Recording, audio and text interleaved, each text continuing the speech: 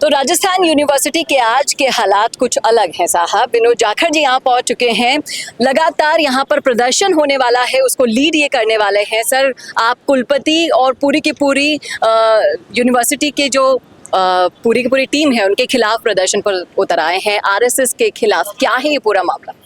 देखिए मैडम, सबसे बड़ी चीज ये है कि जिस दौर के अंदर छात्र छात्राओं के हाथ में कलम और किताब होने चाहिए, हमारे राजस्थान विश्वविद्यालय की कुलपति यहाँ आरएसएस का शताब्दी दिवस मना के शस्त्रों की पूजा कर रही है। ये कहाँ तक न्यायोचित है? ये कोई राजनीति का अखाड़ा नहीं है, ये पढ़ने की संस्थान है, एजुकेशन के इंस्टीट्यूशंस हैं। यहाँ अलग अलग जाति धर्म संप्रदाय के बच्चे यहाँ पढ़ते हैं, वो शिक्षा लेने के लिए यहाँ आते हैं। आप जो है अपनी कुर्सी बचाने के लिए, क्योंकि यहाँ की वाइस चांसलर भ्रष्ट है, उसके ऊपर जांच बैठी हुई है, वो आरएसएस के बड़े बड़े नेताओं को यहाँ बुला के ये साबित करना चाहती है कि मैं आरएसएस की कार्यकर्ता हूँ, आप मेरी जांच को रोक दीजिए, मेरे ऊपर जो एलिगेशंस हैं उनको हटा दीजिए। वही है कि भाजपा की वॉशिंग मशीन है, भ्रष्टाचारी आओ और वॉशिंग मशीन में धुल जाओ और एकदम स्वस्थ एकदम साफ सुथरे हो जाओ। तो ये वाइस चांसलर जो हैं आज यहाँ कार्यक्रम कर रही है। एनएसयूआई और आम विश्वविद्यालय का छात्र इसके खिलाफ है, क्योंकि इस तरीके के जो हैं कार्यक्रम सांप्रदायिक माहौल बनाते हैं, सब काम को खराब करते हैं।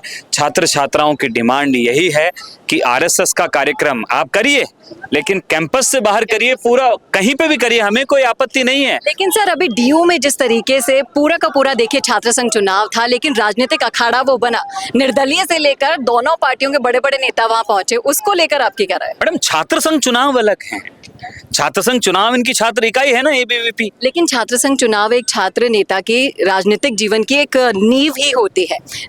कई विश्लेषकों ने बोला कि छात्रों की इस तरह की राजनीति में बड़ी बड़ी पार्टियों को नहीं कूदना चाहिए था। पायलट से लेकर आप देखिए तमाम तरह की रोड़ी तक वहां पहुंचे अपना अपना कैंपेन करने। उसको कैसे मानते? एक चीज कहूं, आरएसएस ये कहता है कि हम कोई राजनीतिक संगठन नहीं है, वो ये कहता है, और वो बैकडोर से पूरा बीजेपी को सपोर्ट करता है। आरएसएस एक सांप्रदायिक संगठन है जो गलत माहौल बनाता है, जो हिंदू मुसलमान करता है, मंदिर मस्जिद करता है, जाति जाति में फूट डालता है, आपस में बांटने वाली इनकी परंपरा रही है। ये वही लोग हैं जिन्होंने 52 साल तक जो है अपने हेडक्वार्टर पे तिरंगा झंडा हिंदुस्तान का नहीं फहराया था। तिरंगे झंडे का सबसे ज्यादा विरोध इन लोगों ने किया था। ये वही लोग हैं जिन्होंने भारत के संविधान का विरोध किया था। ये वही लोग हैं जिन्होंने इस देश के एजेंट के रूप में मुखबिरी की थी। ये उन्हीं का संगठन है। आज विश्वविद्यालय राजस्थान को हम इनका अखाड़ा नहीं बनने देंगे, सांप्रदायिक माहौल खराब नहीं होने देंगे। राजस्थान विश्वविद्यालय का आम छात्र और एनएसयूआई का मजबूत कार्यकर्ता इनके खिलाफ खड़ा है। यहाँ कोई शस्त्रों की पूजा नहीं होने देंगे, कोई कार्यक्रम नहीं होने देंगे। यहाँ केवल शिक्षा का माहौल रहेगा। शिक्षण इंस्टीट्यूशंस को अगर आप इस तरीके से बांटने का प्रयास करोगे तो हम पूरी मजबूती से आपके खिलाफ लड़ेंगे। वैचारिक हमारी लड़ाई आपसे सदा रही है, क्योंकि आपकी राजनीति, आपकी भाषा शैली, आपके कार्य केवल बांटने वाले हैं। हम संविधान में भरोसा करने वाले लोग हैं। कांग्रेस पार्टी हमेशा से संविधान को आगे प्रोटेक्ट करके चली है। ये तो संविधान की प्रतिलिपियां जलाते हैं, ये मनुस्मृति को मानने वाले लोग हैं, ये बांटने वाले लोग हैं। तो हम विश्वविद्यालय को जो है आरएसएस का अखाड़ा नहीं बनने देंगे। छात्र नेताओं की कितनी जरूरत मानते हैं आप? देखिए छात्र संघ चुनाव तो नहीं हो रहे, लेकिन फिर भी अगर छात्र नेता होते हैं तो बहुत सारे मैटर सॉल्व हो जाते हैं यूनिवर्सिटी के लेवल पर। क्या कहें? मैं ये कहूंगा, अगर छात्र संघ चुनाव होते तो ये कार्यक्रम हो ही नहीं सकता था। ऐसे कार्यक्रम की सोच ही नहीं सकते थे। इन्होंने क्या सोचा कि हम चुपचाप कार्यक्रम कर लेंगे, विश्वविद्यालय के अंदर आएंगे, बाहर से इनको आरएसएस के बड़े बड़े लीडर्स को बुलाएंगे, उनके सामने अपनी लॉयल्टी साबित करेंगे। छात्र नेता वो होता है जो अपने हित की नहीं चिंता करता, वो आम हित की और इस विश्वविद्यालय की चिंता करता है। क्या स्थिति है आज विश्वविद्यालय के इंफ्रास्ट्रक्चर की? छतें गिर रही हैं, पंखा गिर रहा है, सिक्योरिटी के नाम पे भ्रष्टाचार किया जा रहा है।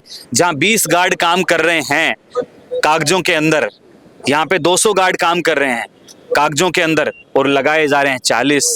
यहाँ की स्थिति आप एडमिन ब्लॉक की जाके देखिए। कोई बच्चा दूर दराज से अगर माइग्रेशन मार्कशीट लेने आता है तो 4-4 दिन तक इंतजार करता है, बाबू उसकी सुनते नहीं हैं।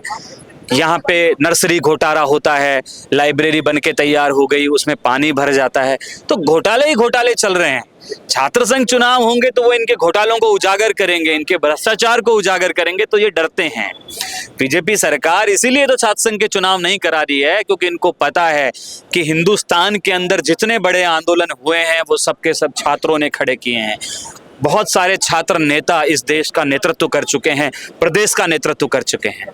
तो आज हम इस राजस्थान विश्वविद्यालय को सांप्रदायिकता का अखाड़ा नहीं बनने देंगे, सांप्रदायिकता का अड्डा नहीं बनने देंगे।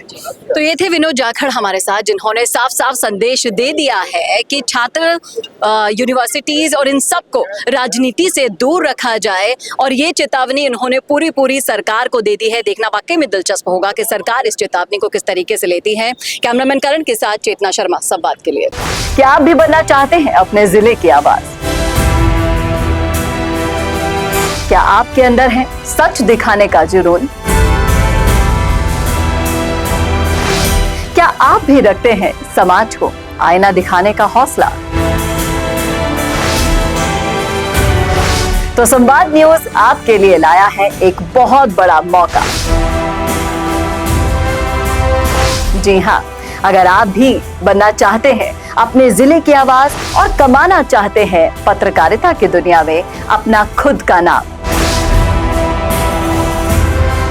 तो जुड़िए संवाद न्यूज से, जहां 4.5 लाख सब्सक्राइबर से भी ज्यादा का हमारा परिवार है और 10 करोड़ से भी ज्यादा व्यूज है। तो सोच कर रहें, नीचे दिए गए नंबर्स पर आज ही कॉन्टैक्ट करें।